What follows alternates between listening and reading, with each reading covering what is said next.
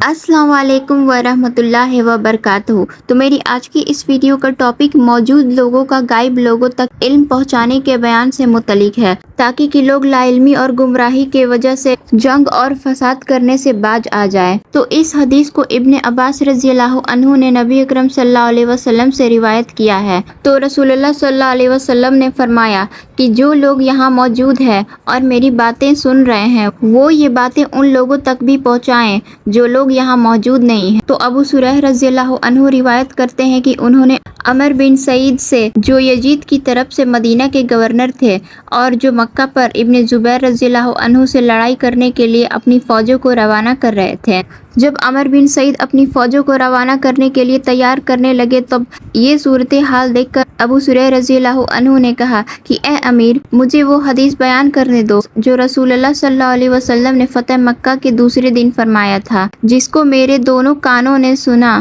اور دل نے یاد رکھا اور میری دونوں آنکھوں نے دیکھا، جب آپ صلی اللہ علیہ وسلم نے خطبہ دیتے ہوئے یہ حدیث بیان فرمائی۔ تو نبی اکرم صلی اللہ علیہ وسلم نے اللہ سبحانہ و تعالیٰ کی حمد و ثنا بیان کرنے کے بعد یہ فرمایا کہ مکہ میں لڑائی جھگڑا کرنا اللہ نے حرام کر دیا ہے، لیکن لوگوں نے حرام نہیں کیا، لہٰذا جو کوئی اللہ اور آخرت پر ایمان رکھتا ہو، اس کے لیے یہ جائز نہیں ہوگا کہ وہ مکہ میں خون بہائے یا وہاں کا کوئی درخت کاٹے۔ اور اگر کوئی مکہ میں لڑائی کرنے کے لیے تمہیں یہ دلیل دے کہ آپ صلی اللہ علیہ وسلم نے بھی مکہ میں لڑائی کی ہے، تو تم لوگ ان سے کہہ دینا کہ اللہ نے اپنے رسول کو فتح مکہ کے دن بہت ہی مختصر وقت کے لیے خاص اجازت دی تھی، لیکن تم کو بالکل بھی اجازت نہیں ہے۔ اور پھر رسول اللہ آگے فرماتے ہیں کہ اور مجھ کو بھی دن میں صرف ایک گھڑی بھر کے لیے ہی اجازت دی گئی تھی، اور آج اس پاک جگہ مکہ کی حرمت پھر ویسے ہی ہو گئی ہے جیسے کہ کل تھی۔ بس جو شخص یہاں موجود ہے، اس کا یہ فریضہ ہے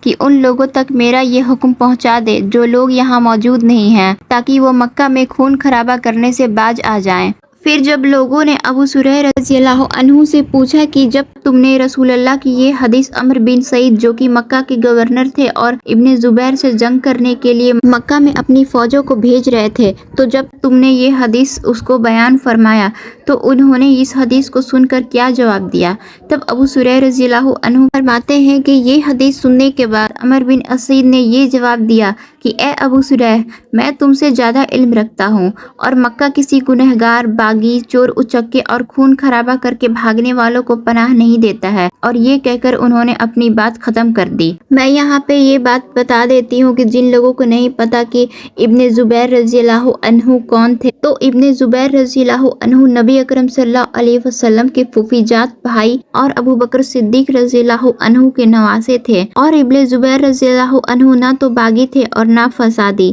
اور پھر عمر بن اسید نے ابو شریح رضی اللہ عنہ کی یہ حدیث سن کر تعویل سے کام لیا اور مکہ پر حملہ کر کے ابن زبیر رضی اللہ عنہ کو حرم شریف کے اندر ہی شہید کر ڈالا۔ تو اس حدیث سے ہمیں یہ معلوم ہوا کہ دین کا علم جس کے پاس ہو وہ دوسروں تک بھی پہنچا دے، تاکہ کہ لوگ رسول اللہ صلی اللہ علیہ وسلم کی اس حدیث کو سن کر گمراہی اور فتنہ میں نہ پڑ جائیں اور مکہ میں جنگ اور فساد کرنے سے باز آ جائیں۔ تو ابو بکر رضی اللہ عنہ روایت کرتے ہیں، فتح مکہ کے موقع پر نبی اکرم صلی اللہ علیہ وسلم نے فرمایا کہ تمہارے مال اور تمہاری عزت ایک دوسرے پر ایسے ہی حرام ہے جیسے تمہارے اس شہر مکہ میں آج کے دن کی حرمت اس مہینہ میں۔ اور پھر آگے فرمایا کہ اے لوگو، غور سے تم لوگ میری باتوں کو سن لو، جو ظاہر ہیں وہ غائب تک میری اس بات کو پہنچا دے۔